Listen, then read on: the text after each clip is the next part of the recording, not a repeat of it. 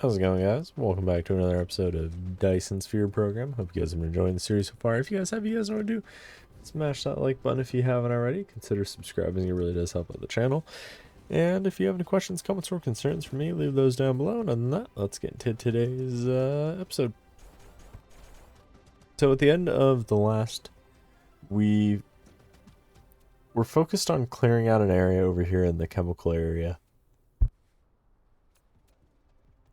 So that way we could place additional plastic, we can place the additional organic crystals we're going to need, and then of course get into the graphene and the graphene sheets. Or, well, the graphene sheets and then into the graphene tubes. So of course we're going to go ahead and we're going to place the Mark II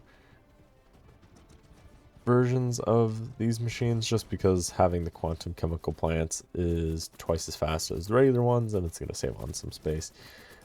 We might go back and change the other build, for instance that sulfuric acid one we have over there. I might go ahead and change that to these at some point, but for now I'm going to just leave them as they are. But I think going forward we will try to make sure that all new machines are the tier 2. At least with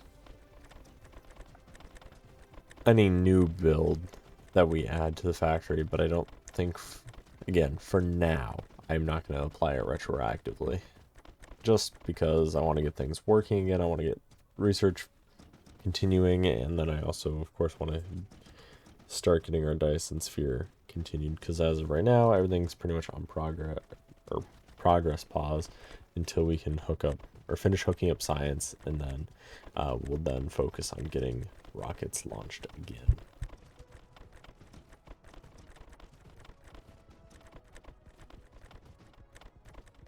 Now, it is important to note, though, however, on a couple of these things, we have been finding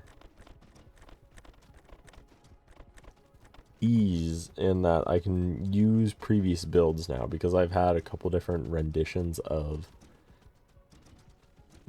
a certain setup or a certain layout, whether it's because the input only needs 1, 2, or sometimes 3 inputs.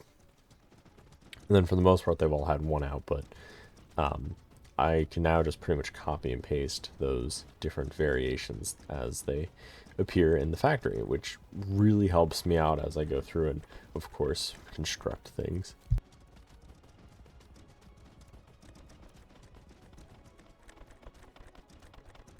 We're definitely getting pretty close, though, I feel like. I mean, honestly, I probably make some form of that comment every episode, but I do feel like we're making pretty good progress, and I feel like we are getting closer to at least our goal in that end of getting the Dyson Sphere built, getting, you know, at the very least, I think a factory-wide planet. I mean, I feel like we've done fairly well in establishing a multi-system factory. I mean, it's not super massive, really. We're only utilizing this system and a couple resources from some of the nearby systems, but it is still, I think, a fairly decent endeavor. Now, obviously, I think going into another run of this, when they eventually update it and get that enemy type added, I think that will definitely spice things up.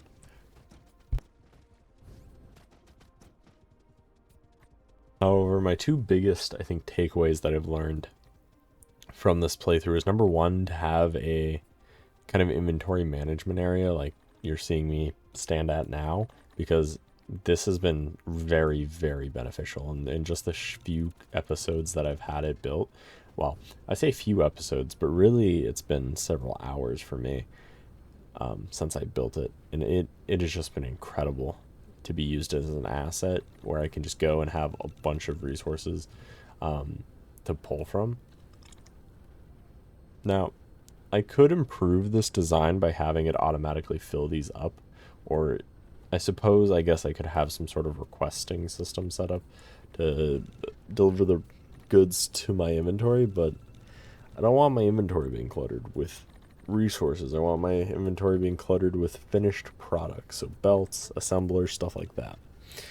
Now, my second takeaway leads into that. I want to make sure that going into a new run, whenever that is, again, probably when the new update comes out, which I don't know when that's coming, that's going to be important is to have the infrastructure automated. So belts, refineries, power poles, splitters, combinators, stackers, all those fun things. Have all of it be manufactured, so as I expand the factory, I don't have to wait around like I'm currently having to do to get these oil refineries, because as you can see, it is taking quite a long time. And 430 seconds doesn't sound like a lot of time, but when you multiply that out by every single build, every single thing in the factory, and again, this is 3 times speed, so it is quite lengthy. Even on a time lapse like this, it is still time consuming to have created, as you have witnessed now for the better part of about a minute now. It's tedious and it's lengthy to have to wait around for the construction. So that's definitely my next takeaway, is just making sure that I have these automations in place before we get to this stage in the game. I think early on, when you're initially starting up your first factory, or even if you're on your 70th factory, right, and you're laying those foundations. Now, I know some people, even in Factorio and Satisfactory, for that matter, who they play, I kind of play like this when I play Factorio. I've definitely, I think, grown out of a pure starter base. Now, sometimes you can't avoid it. Sometimes you have to have a starter base before you can get into your end game or late game base. But I have moved toward, in Factorio at least, moved towards the mentality of build things now that are scalable and are going to need very little intervention from me in the long run. Now, every time I play it, even though I might use a very similar or even the same build that I've used previously, I find myself finding improvements that I can continuously make to that system, whether it was because of an update to the game or just simply because I'm looking at it just for the new pair of eyes, right? So usually between Factorio playthroughs, for me personally, or just other playthroughs of a game, I will find myself having not necessarily no idea of what I'm doing, because I still remember a lot of the things that I've done and how to do a lot of the things, but I usually come into it with, okay, well, why did I make this decision, right? Because I don't have those notes that I might have written down or might have thought of at the time of constructing it. So I was like, well, why did I have a belt going a certain way, or why did I have it doing a certain thing? Sometimes I can remember it and figure it out, but other times I have to rework out what I thought through that process, and it's like, but if I do it this way, it's actually going to be more efficient. And so I do think it helps to lay out your kind of final factory or your end game factory now. But I feel like sometimes in a game like this, you kind of can't, right? You kind of have to have your starter base. Now, I'm sure there are blueprints you can obviously have and just be able to copy and paste down when you're ready, but I don't have any of that. This is my second factory, and this is the furthest I've ever made it. So I don't have a treasure trove, and sure, I guess I could go grab blueprints off the internet, but I don't see any fun in that. I want to use the blueprints that I make. That being said, I'm not going to use blueprints that I find or that might be more efficient than I currently have. But my rule of thumb for anything in a game, especially if it has blueprints, is try to figure it out myself, okay? And then implement my design for at least one playthrough and use it for that playthrough. And then as I go through and look at ways to improve a factory, because usually at the end of a run or a playthrough, however you want to look at it, I'll try to look through parts of a factory and try to think, okay, well, how could I have made this more efficient? Is there a more efficient way of doing it? Sometimes I figure things out and I go, I don't feel like this could be improved at all in any way, or very minimally. And then I'll look into it and see what the community has come up with. And more often than not, there usually is one or two little fine tweaks that made whatever I designed inefficient. And then I go, okay, well, I'll try to implement those things. And then other times I find that what I did was horribly inefficient and completely unscalable, and then I have to go completely tear apart a massive part of my factory and replace it with some other massive part, but then it usually works a little bit better, and so on and so forth.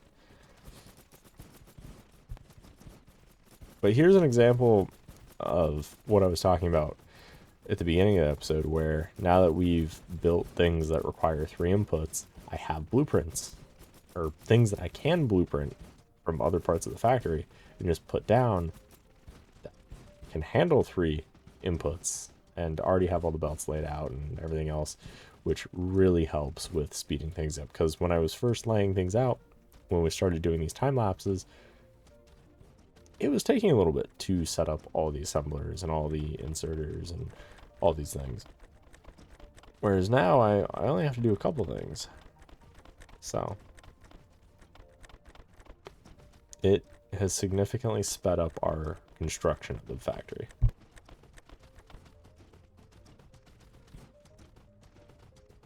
Now, there's still some things that aren't perfect. For instance, like some of these belts weren't laid out.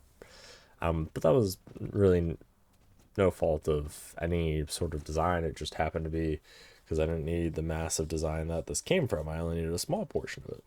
So we just changed out the outputs a little bit.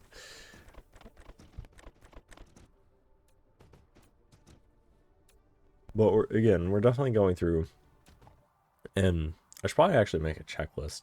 I've kind of just been mentally checking things off the spreadsheet, but I think I'll probably make a actual checkbox for those things as I complete them. For now, I've just been using like highlighting kind of the stages that we're at on things. I say spreadsheet, but it's one of the factory calculators that exist out there. But here I'm just setting up some requests for the inputs.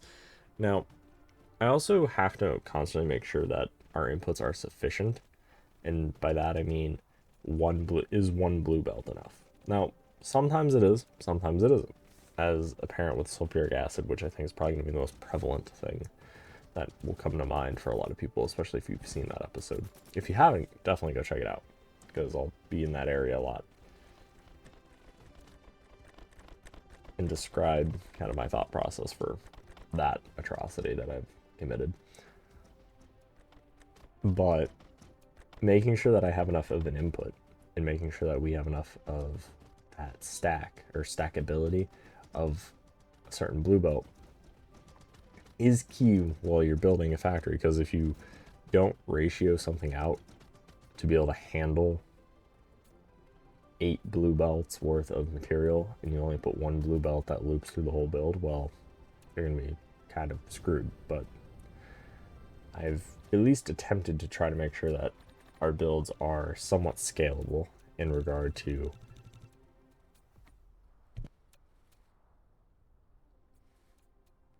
changes that we might have. So I might decide, oh, you know what, we actually don't want this much, or we want more. Now, there is some limitation in that. I can't just infinitely scale something. There are limits to how much stuff we have access to, but I think for all intents and purposes, we have enough stuff. Although I am curious, could you theoretically mine every single bit of ore in your world in this? Because I say world, and I imply not just the planet, but the whole save, or I guess star cluster. I don't really know what I would refer to it as. But basically your whole playthrough. Is there a finite amount of stuff? Because I'm pretty sure there is. Because I haven't seen any infinite ore. But I don't know if that's something that comes through research, or if you get really far out there, you can just basically make anything.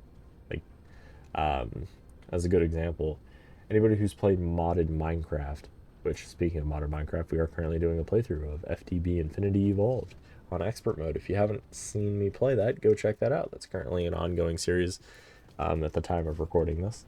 So definitely go check that out. And if you're in the future, also go check it out. It's still a really good series. Anyway, so something from Minecraft is called UU matter, which is basically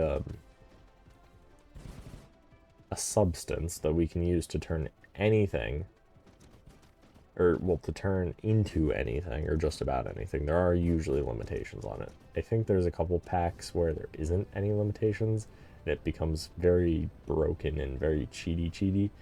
And I say that because usually to make UU matter, you just convert energy and cobble into basically Play-Doh that you can turn into anything you need. So it very much can be pretty broken, but I don't think that's going to be the case in this. I mean, I haven't seen any. I also haven't really looked into it, but I haven't seen any sort of like infinite resource in this other than I guess water and oil. But I don't know. If there is, definitely let me know, because I didn't look into any of this at the time of recording the actual video or the voiceover here. That's the kind of after market or after effects. Look, this is what happens when I record this part at 3 a.m. Anyway, so I was unsure if we had enough water, which is both a serious statement and a, well, yeah, it is a fairly serious statement. I'm not sure when I ratioed the water pumps if that included the amount that I needed for everything, or if that was just the amount needed for the sulfuric acid. I will have to go back and look at the actual numbers that I have written down. I think the water pumps we currently have placed is enough for everything, but I'm gonna have to check. I'll have to do a double check, because I didn't check while I was building it, because I was like, you know, it's water. I'll just build some more water pumps. If we have over, whatever, we'll be fine. And I'm probably still gonna think of that mentality. It's like, look, we're gonna have plenty of water. Things aren't gonna matter too much. So I figure, you know, we'll just leave it as it is. I definitely like seeing those little transport bots go around the base. I do think it gives your base just a bit more liveliness, and it makes it feel not as empty, especially when things aren't really moving. But I am excited, though. Once everything gets plugged in and the base starts coming alive, that's where I'll be really happy, because I'll be excited to see the production graphs just shoot way up from 0 to full scale production, because everything's going to be very closely ratioed to the point of like we'll be within like 0.3 or 0.2 of something. And here you can see me removing actually some of that excess, because although things are going to be very closely ratioed, things don't usually come out to a whole machine, or at least I didn't ratio things out to come out to a whole machine. Now you can, in theory, if you have enough of anything, it can all become a whole number or a whole machine. We're not playing at that scale. If the original factory size was what I would call a beginner factory, I would say the factory scale that I'm building currently, even though I think it's really huge, I have seen even bigger factories. I've seen entire planet-sized factories that just produced one item in this game. I wouldn't consider this very big on that scale, because I would consider what I've seen more of a mega base. I would consider what I'm building right now a prelude to a mega base, right? It's being built to finish the Dyson Sphere, which is completion for me for this campaign. Now in the next campaign, we might set a different goal. I might set a goal of trying to get all the achievements or something, because usually those are interesting runs in and of themselves, but we'll see. However, there's just, I don't know, there's just a couple things that make it so it is the way that it is.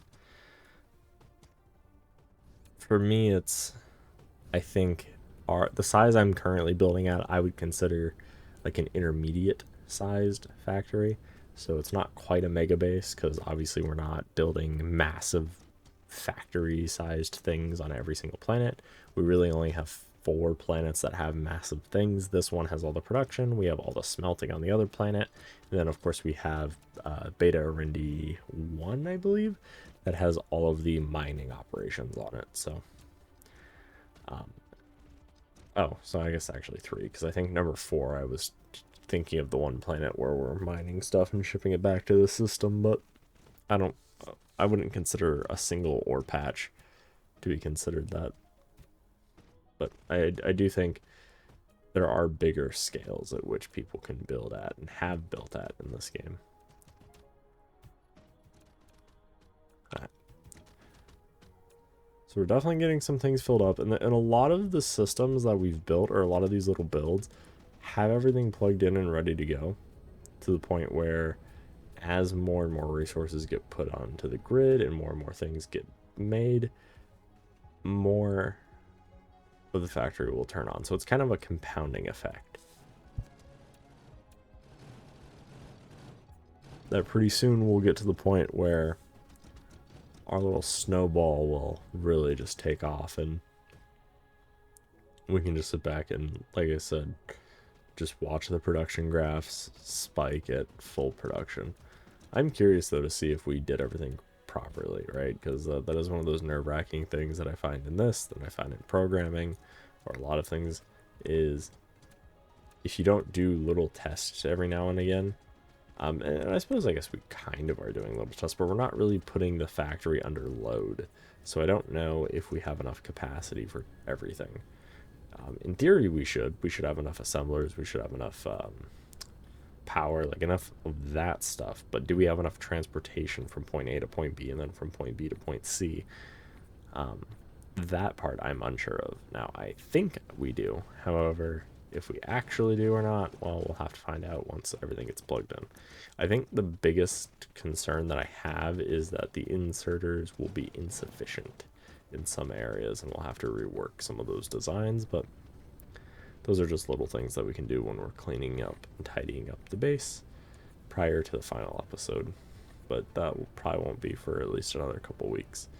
Speaking of the next couple of weeks, so at the time of recording this, it's July 20th, which in and of itself isn't a very important date, at least not for me. But in the next couple of weeks, my summer will be coming to an end. So then my recording schedule is going to become more scheduled. And there won't just be random videos coming up every day or every other day, which will definitely be a plus. Which, yeah, you might think it, well, that's counterintuitive. Shouldn't your summer mean you have more time to record videos and freely upload things? You'd be right if I was a human who actively followed a schedule during the summer, but the only thing I about follow is going to work, sleeping, and that's about it. And even sleep is very inconsistent. So is even going to work, because week to week is usually pretty different, which kind of sucks, but whatever.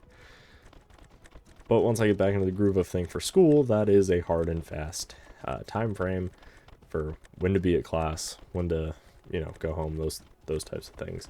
So once school starts back up, and I think it's 4 or 5 weeks from now, I don't know, I know when I go back. Actually, I think it's 1 month from tomorrow, the 21st. I think we start back August 21st. So about a month until I go back, and then we'll start having more regularly scheduled programming of sorts. So as for what that's going to look like, my rough idea is going to be 5 things a week, Monday through Friday. Specifically, what's going to be on what day, I haven't determined yet. I'll probably put Dyson Sphere on Friday. 7 Days to Die, I'm going to probably keep Mondays. And then Minecraft probably Tuesday, Wednesday, Thursday, until that series comes closer to an end, which Minecraft and this are getting closer to an end. As for the Let's Try series, that's more of just a filler that I can use, because it allows me to play other games that I wouldn't otherwise be able to play, because they just don't make into a good series, because they don't have a let's play ability to them, if that makes sense. Like, I can't do a let's play like this but it allows me to highlight games that I think are interesting, that I think you guys should look into. Whether it's because I think they're really fun, or maybe it's a game that I've never played, but do own, because I own quite a few games. I just don't have time to always play them as much as I think a lot of them deserve, but I do want to at least look into them either with a new pair of eyes or just, try them out for different reasons. But it's a fun little series to do. And then as for the 7 Days to Die series, that's a brand new one. And again, all this information is relevant if you're watching this at the time of release. If you're watching this in the future, a lot of these things have already all happened, more than likely, depending on how far into the future you've watched, or are watching, not have watched. Jeez, speaking about the future is weird. But yeah. And then I do have on the books RimWorld. That's going to start coming out at some point. Again, that will come out once I was gonna say Factorio, but either this or Minecraft end. And then, as suggested, Terraria will probably be coming as well. So I'm guessing the next 2 series that we start will be a Terraria series and or a RimWorld series. I'm not sure as to the context of either. I'm guessing RimWorld will probably be vanilla. Terraria, I haven't talked to my friends yet as to what they want to do, but that will probably be multiplayer. I don't know if it will be vanilla or modded. I've played both. I've enjoyed both, so I don't know.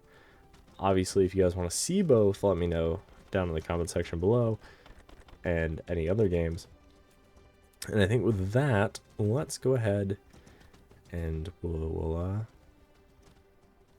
call it here. So I hope you guys enjoyed. If you guys did, you guys know what to do. Smash that like button if you haven't already. Consider subscribing, as it really does help with the channel. If you have any questions, comments, or concerns for me, leave those down below. And if you think you learned something, or even if you just enjoyed the video and have been enjoying the series, make sure you guys smash that like button, as it really does help out. It really shows your guys' support for what I do. And other than that, I'll see you guys in the next one. Hope you guys enjoyed. Peace out. Have a good one, guys.